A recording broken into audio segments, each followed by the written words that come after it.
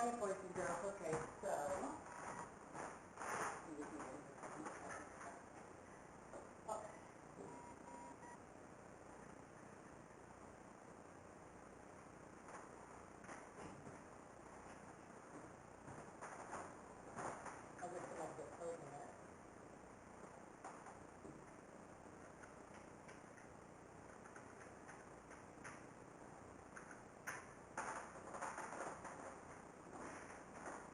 All right, so genetics, we know it's been studying the traits of genetics. And who we call the father of genetics? Yes, Mikey. Okay, Gregor Mendel. Very good. The father. And when we look at traits, we get our traits from our parents. Those traits are passed down to the offspring. So let's go over the vocabulary words, Dominic. All right, so can we do this together? Everyone say this one, please. I didn't hear everyone. Very good. Who can tell me the meaning of heterozygous? Nice. The difference between the two letters? Okay, the difference between two letters. Okay. Hybrid. I didn't hear you. Hybrid. A hybrid. Anyone else? Yes. Okay, different. And one of the things that I want you to take note of is this part of the word. Okay? Heter. Anytime you see that word, it means different. Different. Very good. And who can tell me this one? Thierry? Homozygous. If hetero is different, then homo means what? The same. Okay, so we have the same. And that is the key that I want you to look at. When you are looking for words and definitions, when you take your test, I want you to look for those key words to help you find out which description goes or which definition goes with the word. Okay, so anytime you see hetero, different, homo, same. What is this one? Everyone? Okay, I didn't hear everyone. Dominant. Give me the definition of that. Very good, Mikey. Go ahead, tell me. The stronger one. You have two traits. The dominant trait is going to overtake the non-dominant trait. Okay? And recessive. Okay. Yes. Excuse me? The weaker trait. The weaker trait. Okay. So we have a dominant trait and the weaker trait.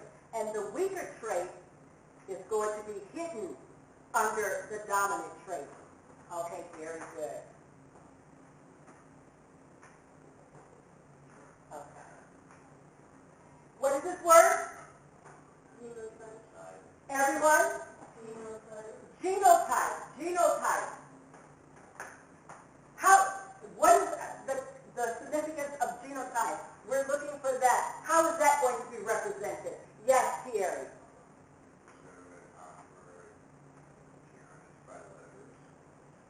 Okay, very good. Did you hear what he said, Niley? You didn't hear it? Okay, can you repeat it so Niley can hear you? Determine outward appearance by representing letters. Did you hear can you repeat what he just said to me?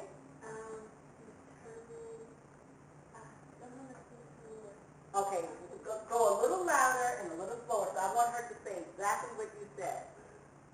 By outward appearance, determine outward appearance by representing letters.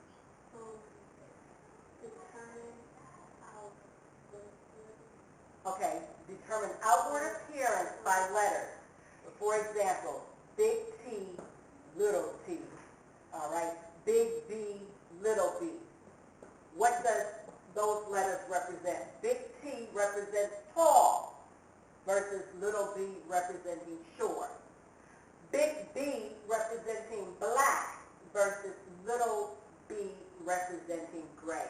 That's what it means by outward appearance being represented by letters. Very good. Okay, so this is letters. What is this word? Yes. Say louder. Phenotype. And phenotype is represented with what? Everyone. Words. Give me an example, because I just gave it to you.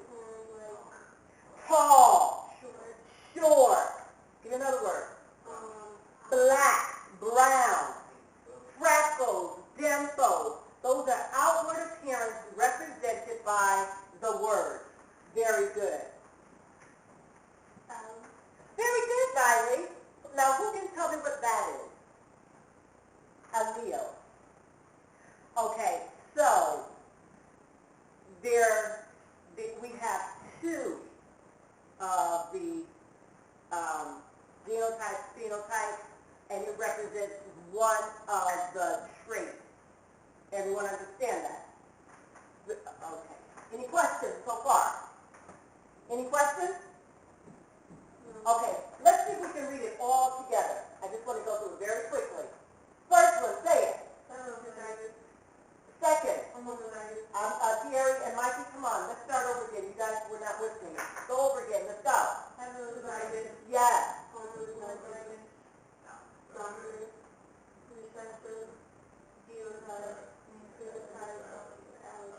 Very good. Excellent. Okay, so we're going to make application of these terms, or apply these terms to, this is one of our words too. What is this word? Honey, two, heterozygous, white, and the recessive, brown fur is recessive, rabbit. Cross, W, big W, small w, are crossed. On your whiteboard, do your Punnett squares.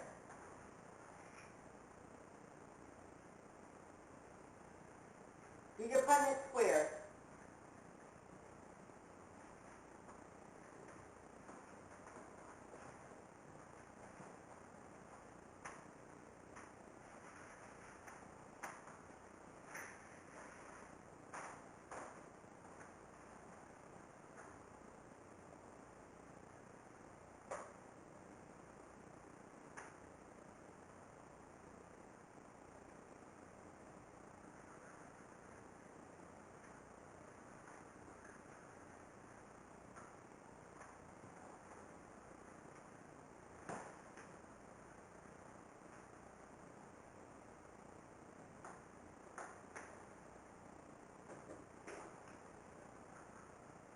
Okay.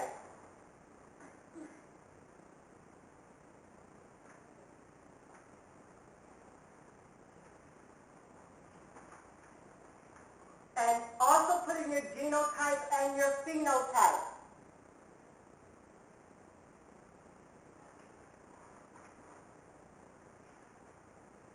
Just to help you get started.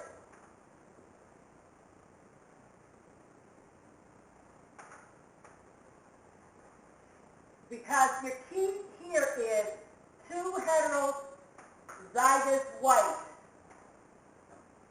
Heterozygous meaning different, so big W, little w, two of them. So both parents should look, use your second parent. When you're ready to show me your answer, let me see it.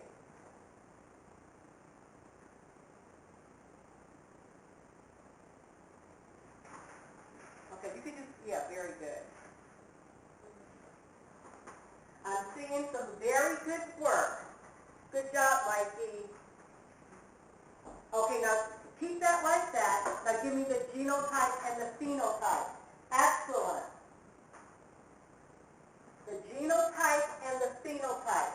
And thumbs up when you're completely done.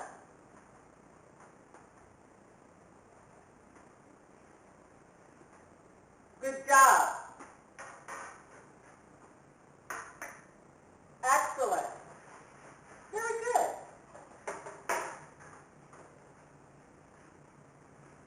All right. So let's go over it together. Okay, Mike, let's give Mike a little bit more time.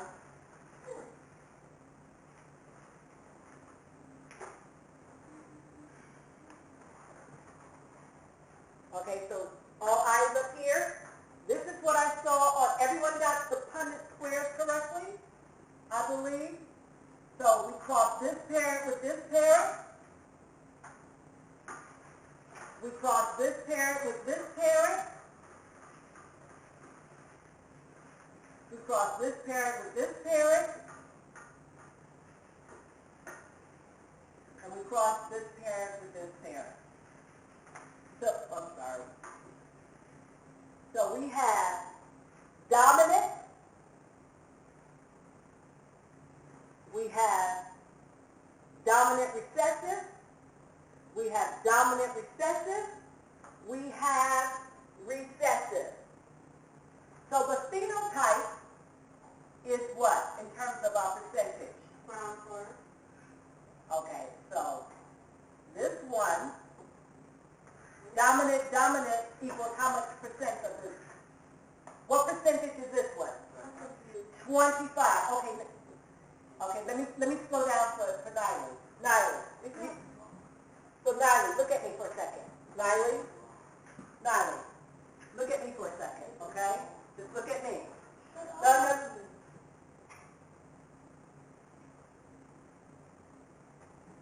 You know, 25, 25, 25, 25, is total of 100. So, this one is 25%. Now, these two are the same. How much does that equal? 25 and 25. How much is that? 25 and 25. A quarter and a quarter. How much is that? 50. So we have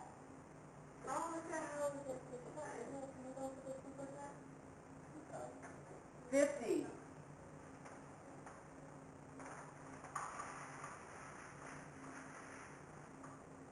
This is 50%. And recessive, how much recessive do we have? This is the only one. Recessive. This one, recessive equals 25%. If you notice, 50 plus, here's another 50, that's 100. So, dominant is only 25%. Recessive, with the dominant recessive is 50, and recessive is 25. So if we break this down into our words, we would end up with